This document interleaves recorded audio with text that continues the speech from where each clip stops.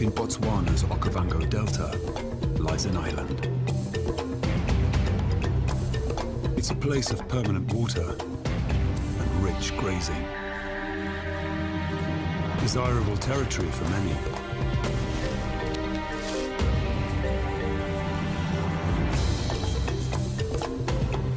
In its shadows lurk Africa's most secretive big cats.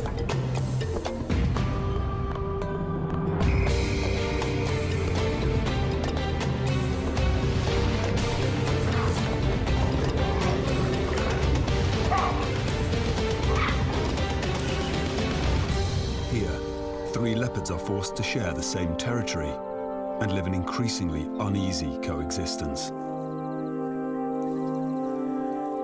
They are drawn together by the shifting seasons, leading to tension, drama, conflict, and tragedy.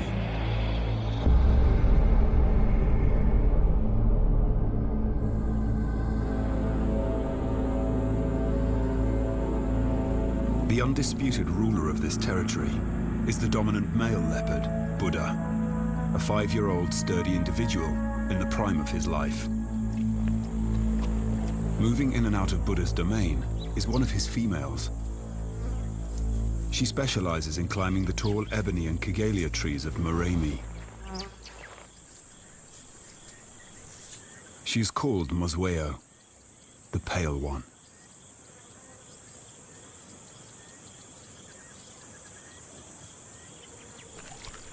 Tipa, their 3-year-old son, walks a dangerous line within his parents' territory. According to leopard law, he should have moved on by now to fend for himself, but he's still around. Lingering between Buddha and Mosweo can only lead to trouble. He seems blissfully unaware of his predicament. But it is Mosweo's life that has undergone a dramatic change recently. She has just given birth to 2 cubs, and Tipa poses a potential threat to them.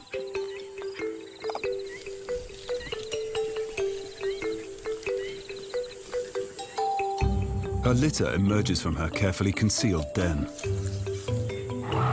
She has fared well so far. Her 2 cubs were born in a bountiful summer.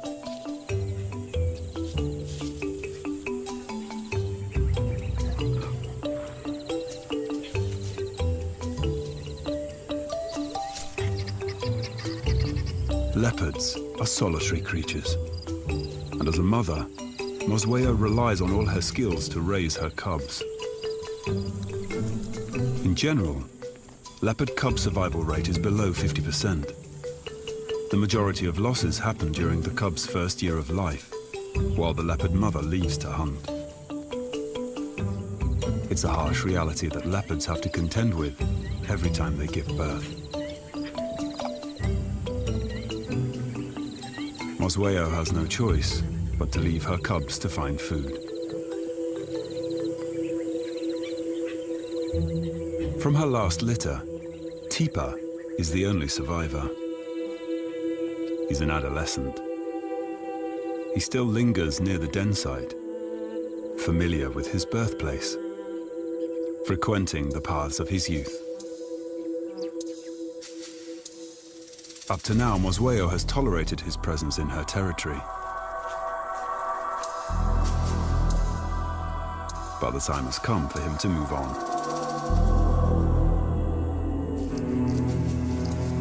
Mosweo is on the warpath. She walks with purpose, her tail held high.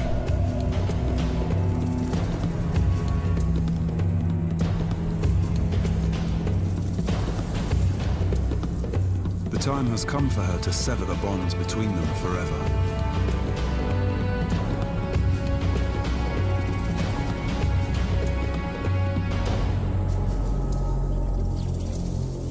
Mosweo marks her territory near his tree.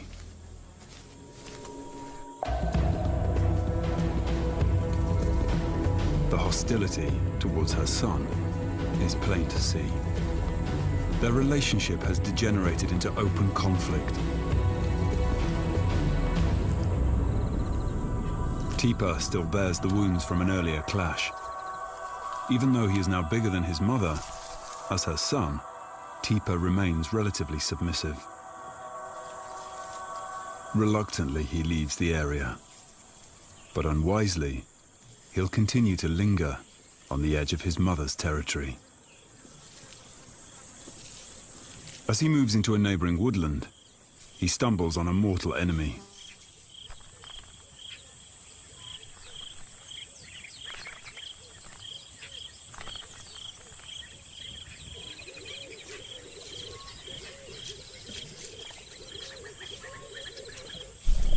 The lion's scent carries, and he's alerted. He needs to be careful.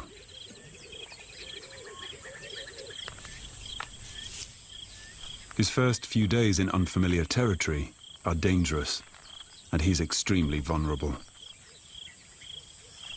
Lions are the leopard's biggest threat. Not only would they kill cubs, but they'd tear Teepa limb from limb.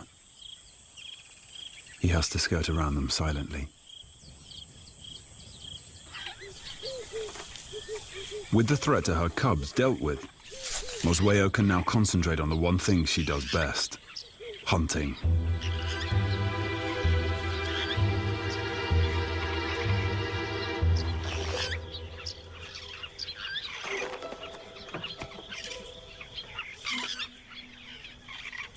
She's an excellent climber.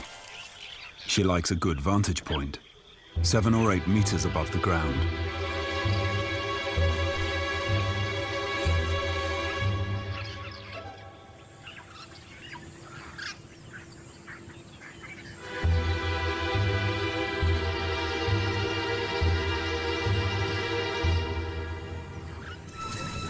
The leopard is the only big cat that uses gravity to hunt. Mosweo is an expert at it.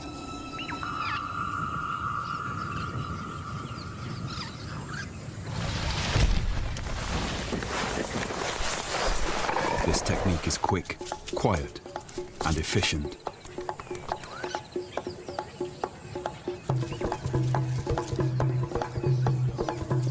But the impala alarm calls are a dead giveaway that a predator is operating in the forest.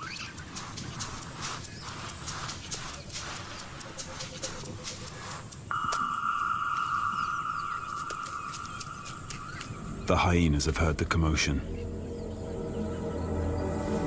She needs to hide the kill before they see her. They hunt in packs. They're strong and aggressive. Worse, hyenas kill leopard cubs. She cannot let them find her den.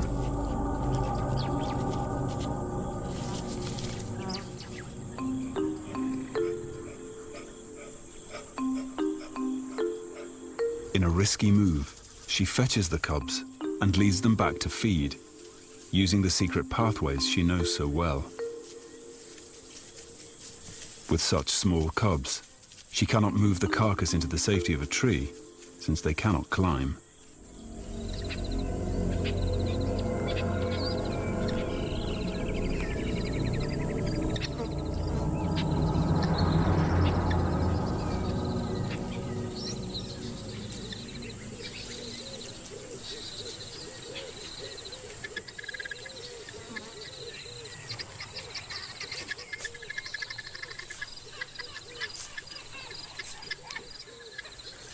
Down on the ground, they are all exposed to danger. Staying well hidden is their only option.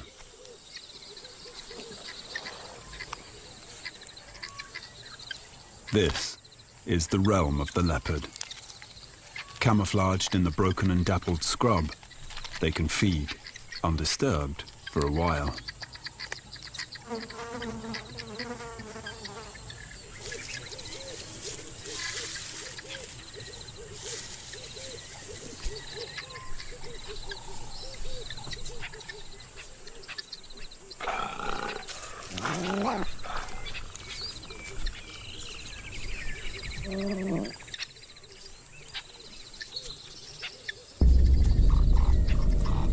But the hyenas can smell the kill.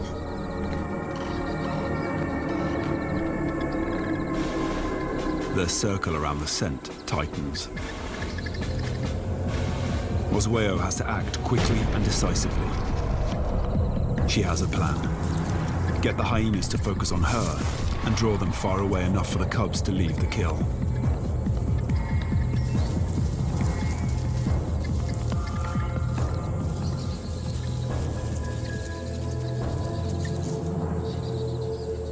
Leopards constantly walk a fine line between safety and danger.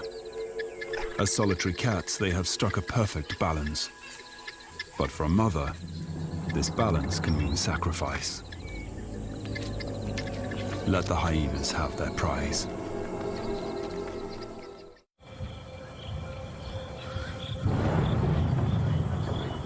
Dead Tree Island changes radically with the seasons. It's one of the few places with permanent drinking water. But in summer, its herbivores rely on the rains for good grazing.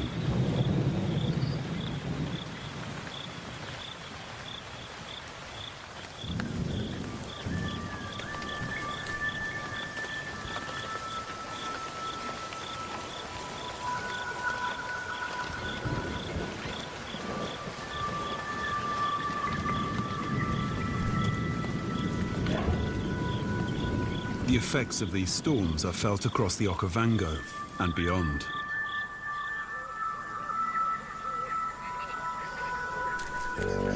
The result is a welcome flourish of green.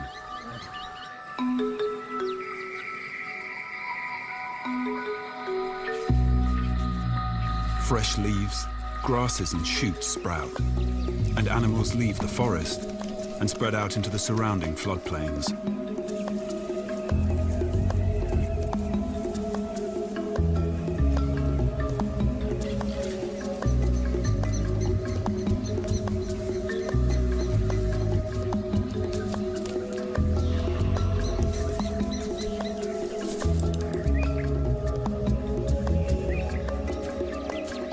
This abundance of water and food brings on the birthing season for impala, one of the leopard's favorite prey.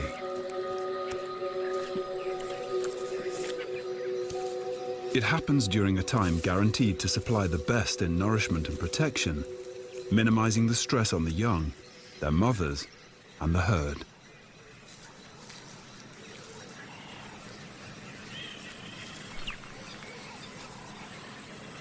But the newborn impalas are highly vulnerable and face a variety of threats.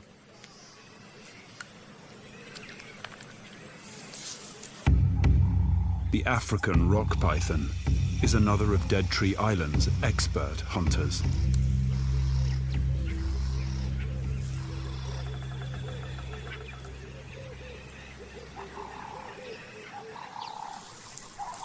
Muscular coils squeeze the life from its prey, asphyxiating it. It swallows the calf whole by extending its jaws using specialized hinges.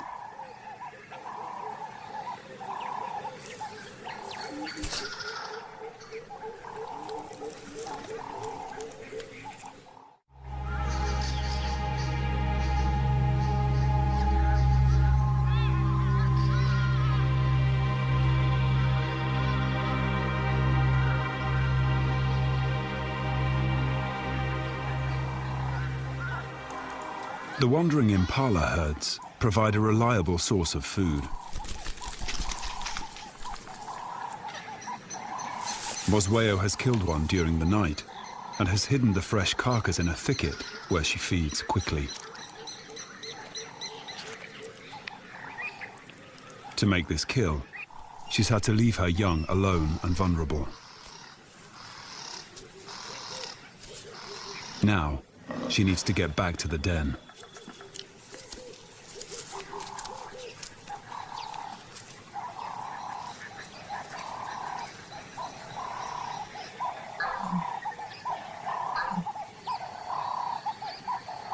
As Mosweo approaches the den, she senses danger.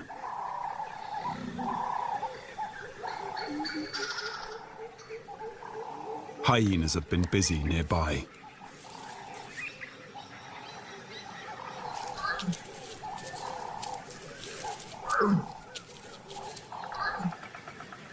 Her gentle calls are low and don't carry far. meant only for the ears of her cubs.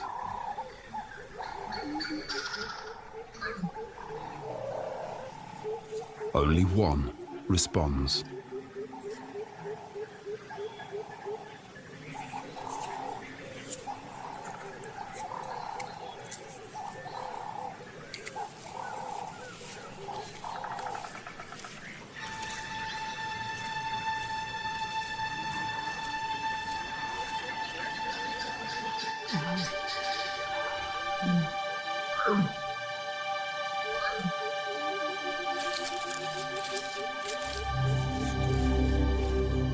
The nightmare of all mothers now falls on Mosweo.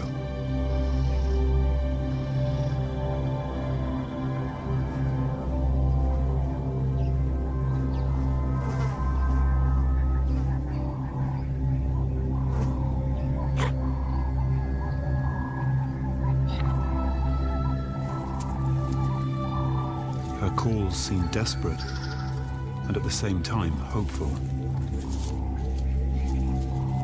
Her own flesh and blood has been taken from her in just one night.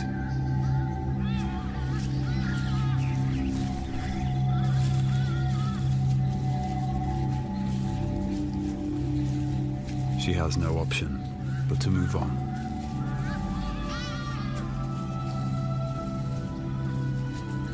In a leopard's life, there is no time to mourn the dead.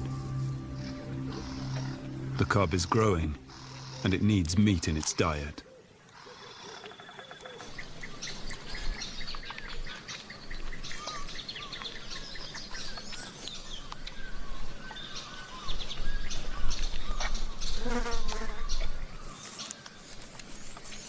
The well-being of this lone cub now hinges on Mosweo's intimate knowledge of this area of the Okavango.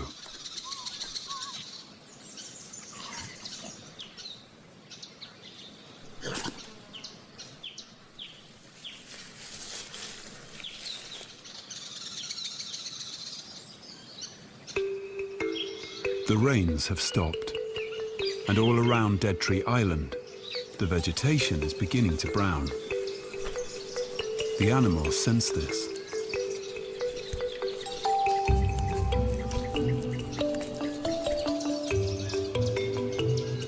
Seasons determine behavioral patterns, and each species responds differently.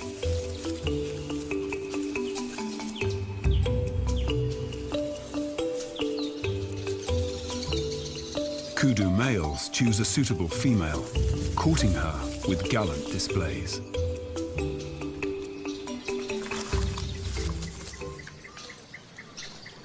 Tipa lurks in the undergrowth.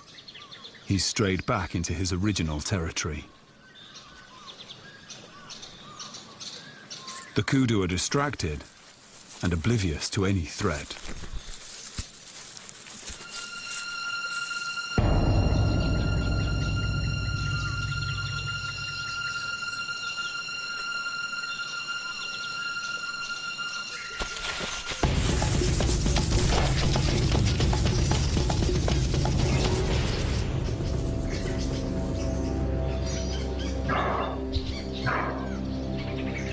But Tipa's lack of experience is plain to see.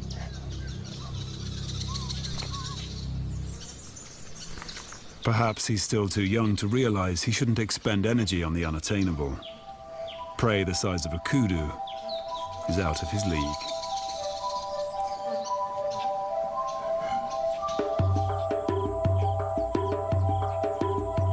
Flocks of quilias announce the onset of winter, the dry season.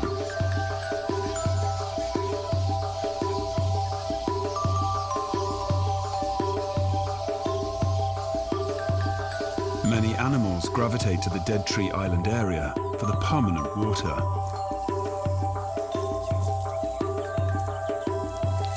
This harsher season allows for at least one miracle. The Kigelia tree blossoms to life. It offers a precious winter treasure.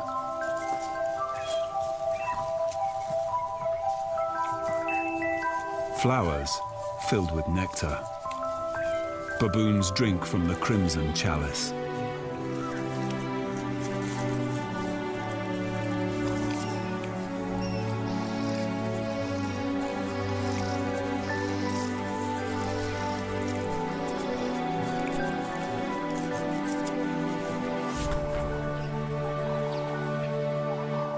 Teeper needs to be more flexible in his hunting strategy.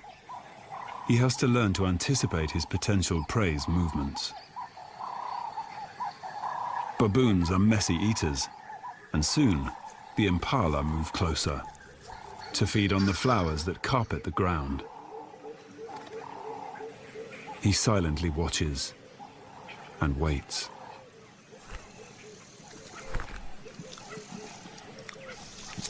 He needs the impala to come to him.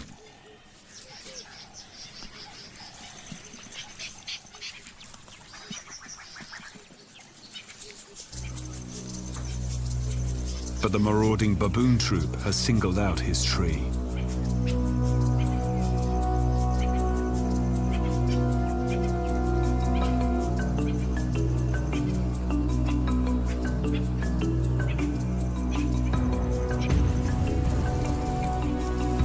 He's not as powerful as Buddha. They will not tolerate Teeper's presence. If they catch him, they'll try to kill him.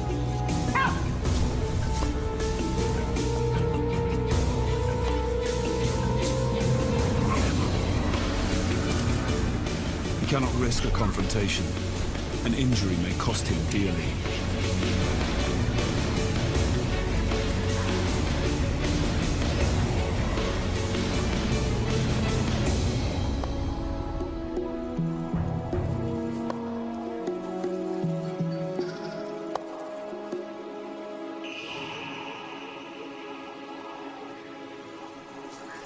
Mosweo watches from a safe distance, keeping track of the conflict.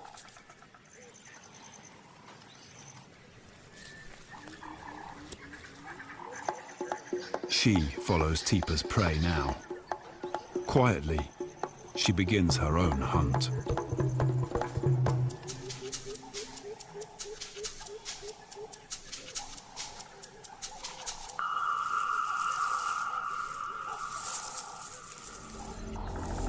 She finds a tree ahead of the herd, hoping that the flowers will draw the impalas beneath her.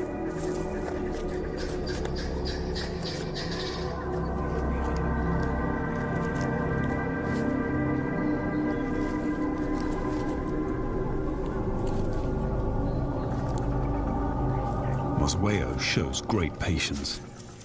She watches the antelope's moves and identifies her target.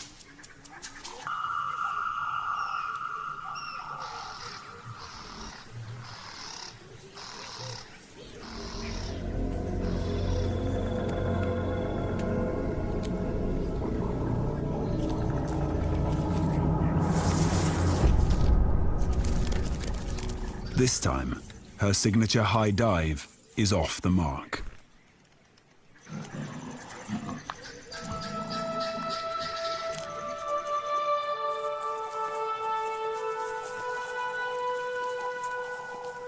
With her cover blown, the impalas keep a watch on her. Her annoyance is obvious. So much energy wasted for nothing.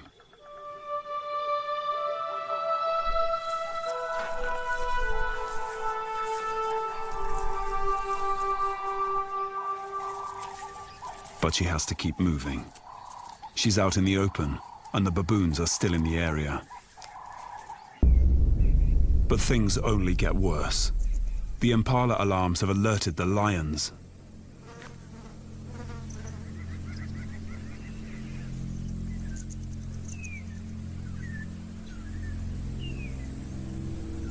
Mosweo is forced to play a game of cat and mouse to get back to her den without giving its position away.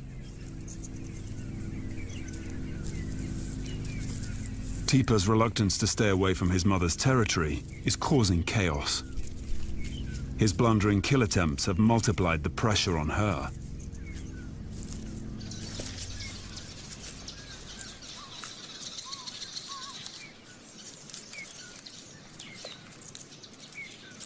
She is relieved to find her cub safe and well.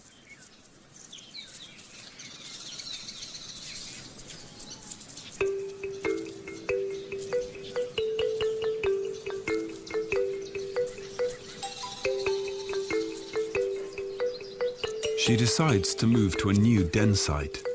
The lions were far too close for comfort.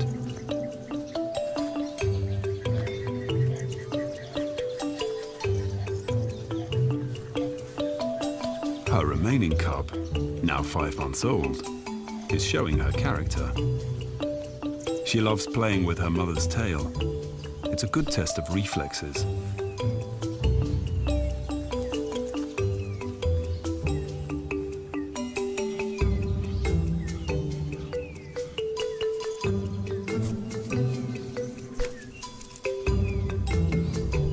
Hidden in the dry grass, Mosweo rests, regaining her strength before she starts hunting again.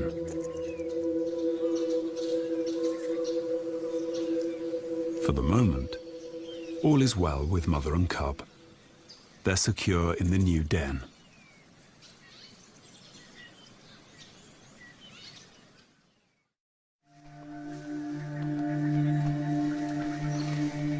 Winter forces the elephants in from the surrounding desert.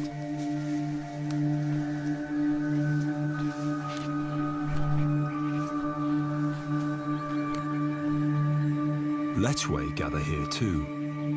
Water is their ally. In these last pools, they are safe from most predators. They're larger than impalas, but a big cat like Buddha should be able to pull them down.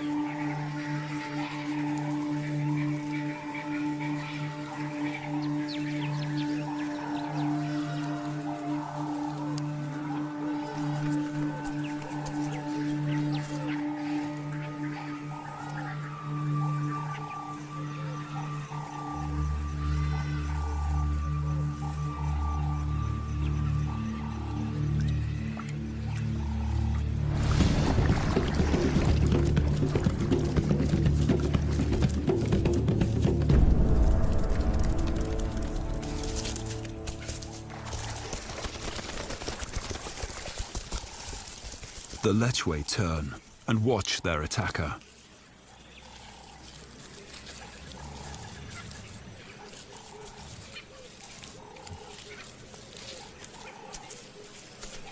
They take in his smell, burning it into their brains for future reference, making sure Buddha leaves the area.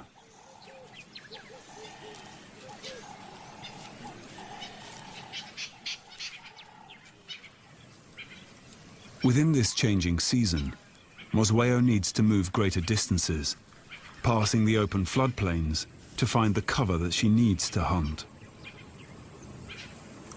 She's following the movements of her prey, but so are the other predators.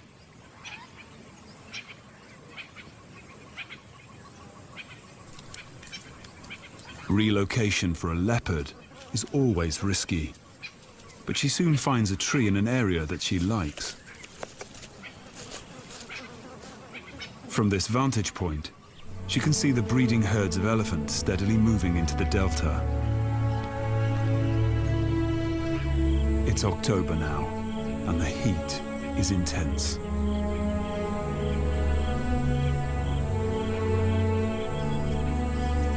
The floods that brought life to the region have almost all evaporated now. Dead Tree Island draws the inhabitants of the Okavango closer to the last remaining water.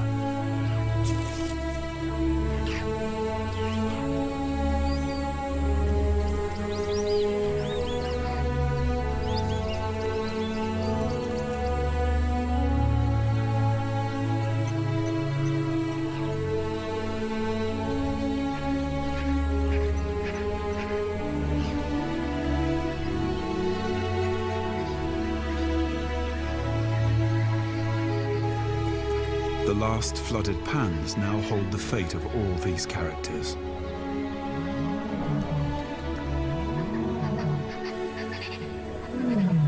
drawn together in one group, and the paths of the predators cross dangerously close.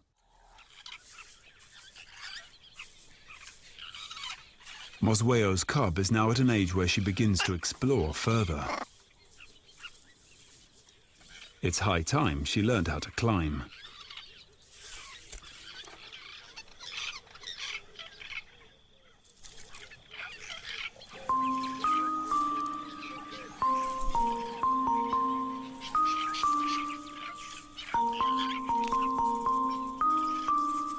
A little unsure of herself, she attempts to reach some babblers. She's small and still vulnerable, even more so now that she's curious and able to venture out of hiding, especially when her mother's not around.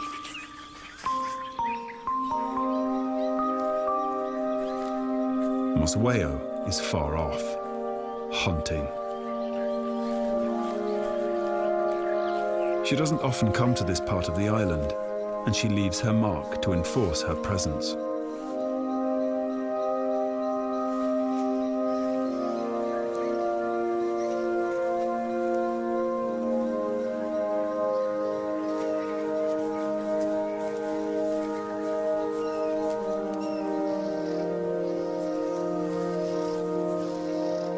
She moves onto an open plain, where two side-striped jackal are foraging.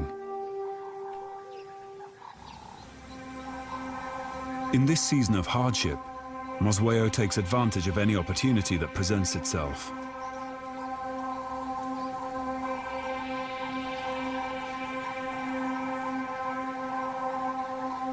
Although not normally a prey item, the jackals quickly become a target.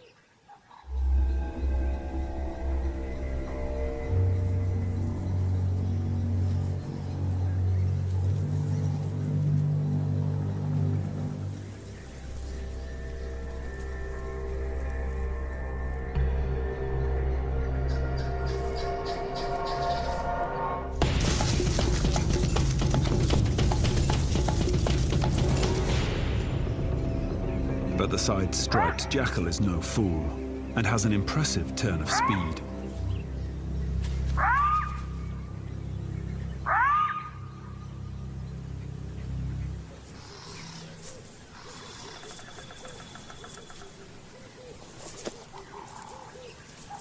Irritated with her failure, she leaves her mark and moves on.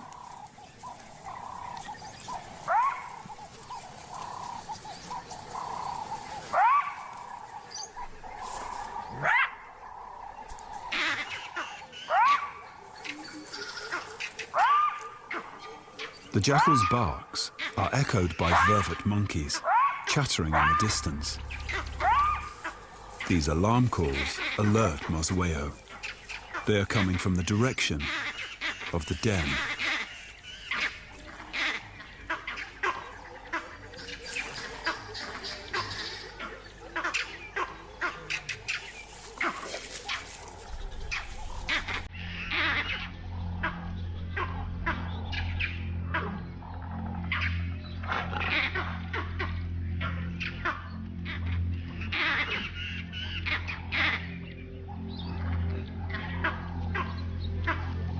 Mosweo treads lightly as she moves closer to the place pinpointed by the monkeys.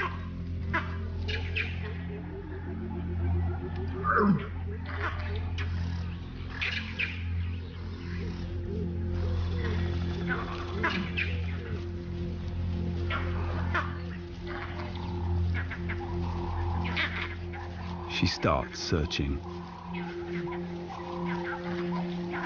But what she finds is shocking.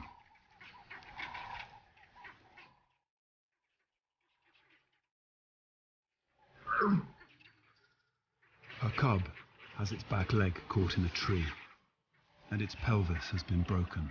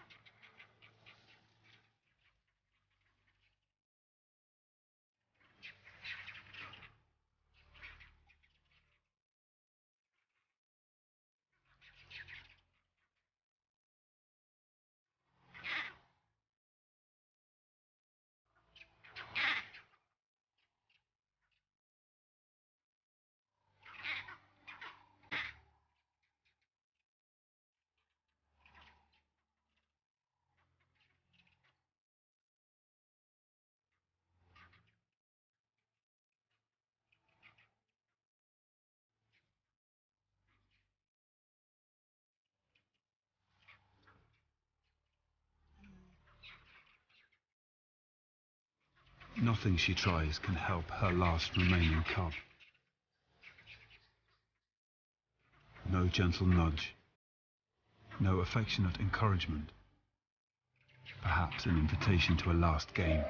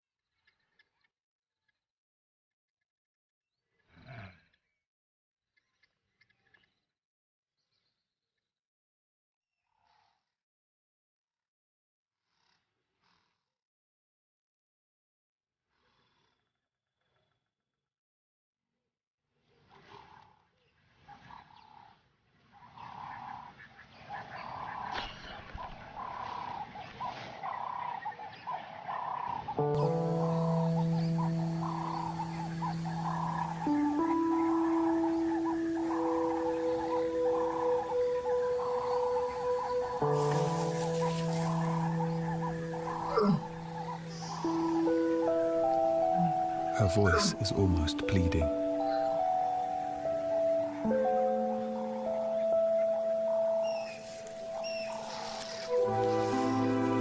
A last attempt, and the cub's leg is freed.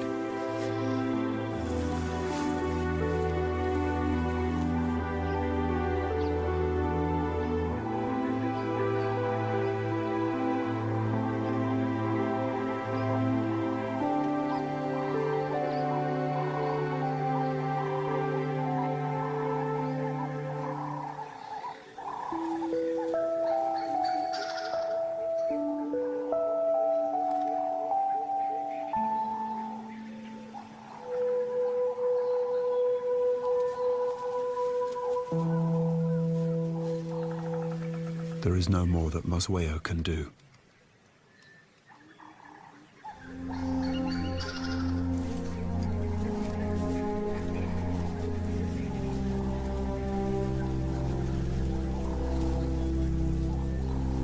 With all her remaining strength, the cub pulls herself to her final resting place.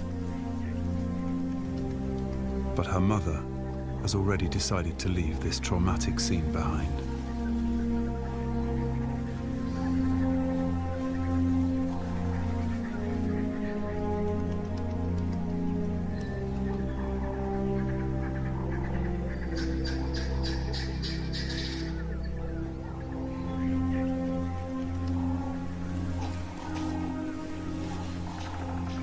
Mosweo seems to try to rub away her sense of loss.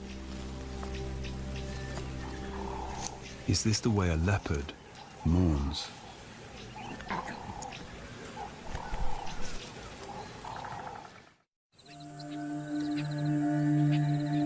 The heat builds. The rains are coming.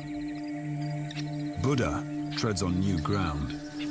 He is following an interesting scent. One that he cannot help but find irresistible.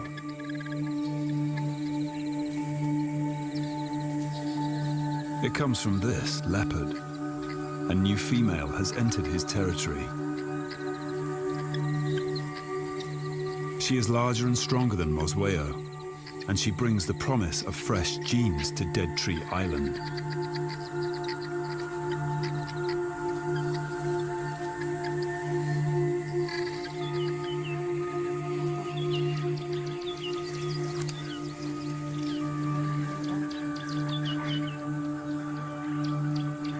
On the fringes, Mosweo watches with alarm.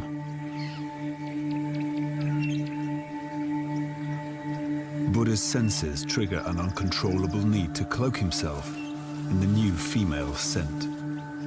Hers is not any smell. It is the perfume of a female in estrus. Mosweo follows his footsteps. His calls are low and clear, but she knows he's not calling her. What she smells is not appealing. The scent of another female, a rival. Instinctively, Mosweo tries to mask any hint of her challenger's presence, but she's too late.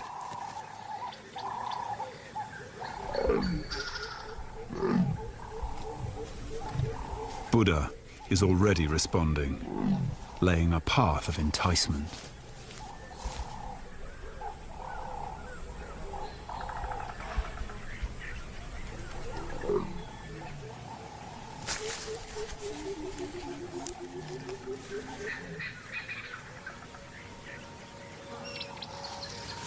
The new female is quick to take up his invitation. Mosweo retreats. Her efforts are futile.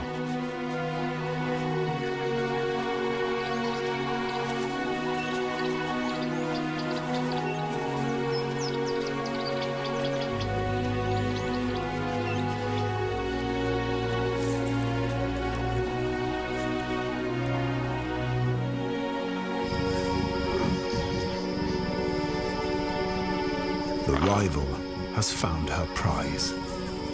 She makes contact with Buddha.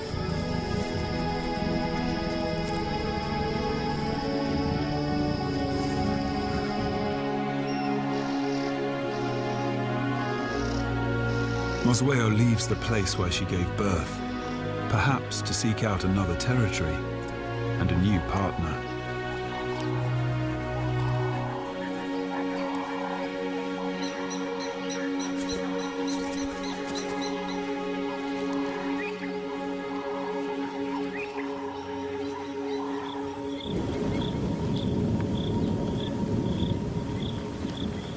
The dry winter finally breaks.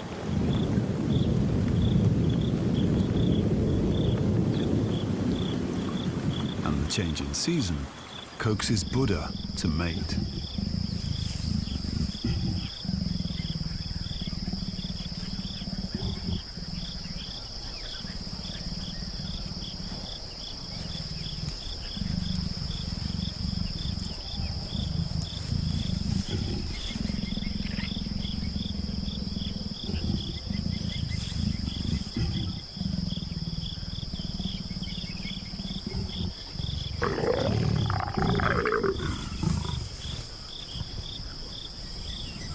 A new era begins for the leopards of Dead Tree Island.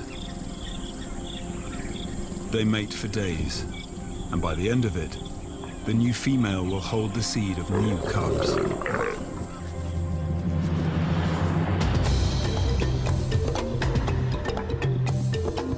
And so, tragedy gives way to hope, and the way of the wild shows its warmer side. Buddha is content that his job is done, and with the onset of another fruitful season, the legacy of Dead Tree Island's leopards is secure.